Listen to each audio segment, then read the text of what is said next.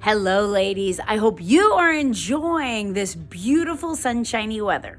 Let's take a peek at what we're going to learn this week in fourth grade. Inside of your packet, you will find your lesson plan and your green at-home checklist sheet. Thank you for filling those out and getting them back to me. You'll find your purple math, same as always, and your multiplication and division. You ladies are doing an excellent job. Then we're going to be working on a dream bedroom worksheet and design project. You're going to find that there are 6 things that you need to find the area of. For example, you have a bed. The bed in this room is going to be 6 feet by 8 feet. So you need to make sure that you find the area. And don't forget to put that little tiny 2 right up at the top because you multiplied 6 feet by 8 feet to be able to come up with 48 feet squared. You're going to be finding the area, like I said, of those 6 things. Then you're going to think about what would be 3 other things that you would like to find or have in your dream bedroom. Find the area of those. Again, think if they were in the shape of rectangles or squares, how much area they would take up. Then you're going to find a piece of grid paper underneath, and you're going to be able to draw those 9 things. You can add more if you would like. Be sure that you use the correct area for each one. For example, the bed that you put in here will be a 6 foot by 8 foot bed. So make sure that you count over 6 squares and down 8, and that will be where your bed is located. Then you can go ahead and glue, tape, or staple it onto the piece of construction paper that is there for you. Then make sure that you return that to me, and I'm looking forward to seeing that dream bedroom of yours.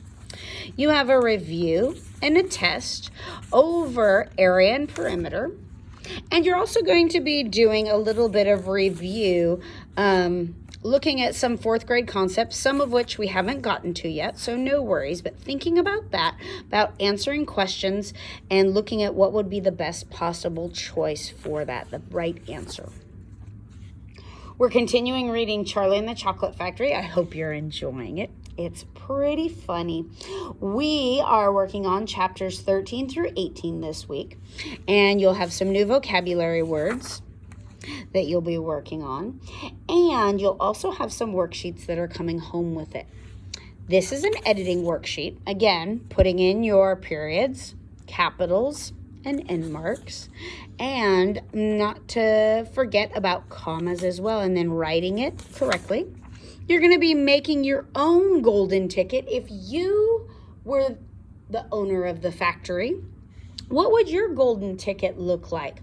When would people need to come? How many people would get to come? Also, looking at what would their prize be? You get to design that.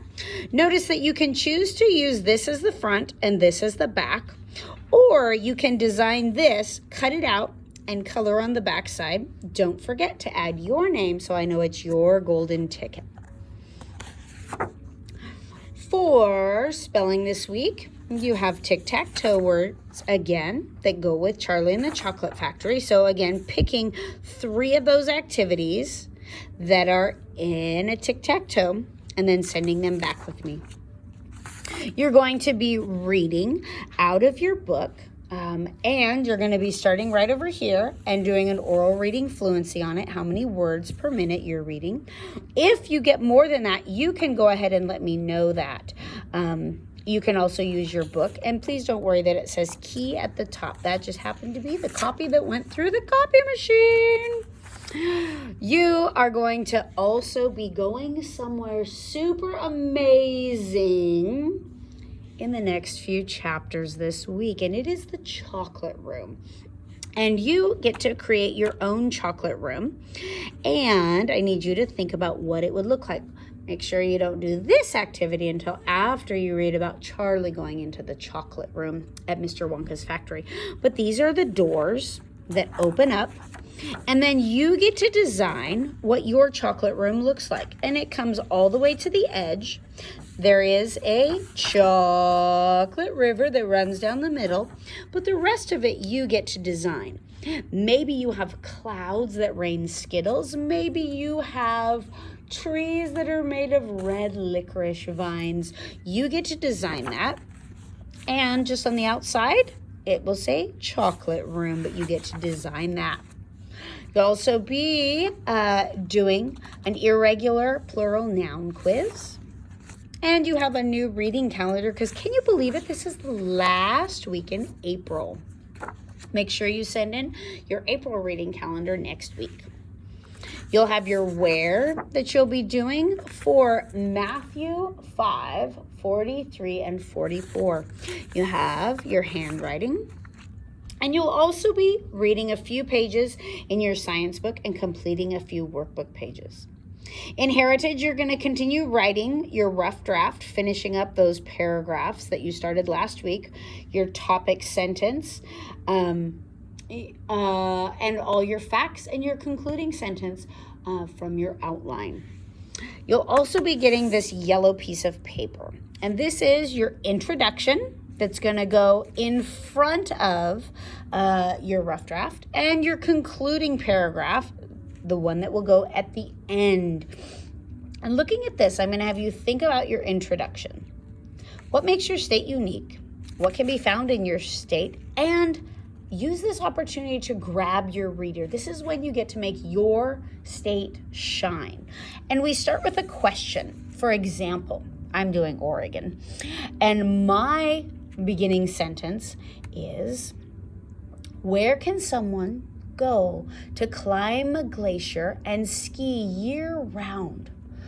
Oregon is home to Mount Hood, which is over 11,000 feet high and has a glacier atop it. Skiers and snowboarders enjoy visiting Mount Hood all year round. So if you noticed, I started with a question, and then I gave two different facts about my state. Now, I happen to focus on Mount Hood because I think that glacier on top of Mount Hood is pretty awesome. You will be thinking about a question to get your readers to be thinking, wow, I want to read this paper. The concluding sentence or the concluding paragraph is also one where you're going to remind your reader about two different facts that you don't want them to forget. And you'll end it with a question. These will be different than the ones used up here in the very first paragraph and the very last paragraph. So I might talk about how Oregon is #1 in plywood production, might talk about some of the wildlife that's found in Oregon, and I might end it with a question. Who wouldn't want to visit Oregon? I might end it with a question like that. So this, again, is the first paragraph and the last paragraph of your rough draft. And again, you're working on that rough draft. All of it will be due next week, but I will have you, again, go ahead and hold on to it because you're going to be using that to write your final draft, too.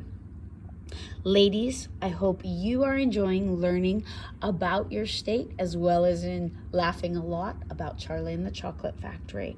Looking forward to seeing all your amazing thoughts as you work on your state. Bye.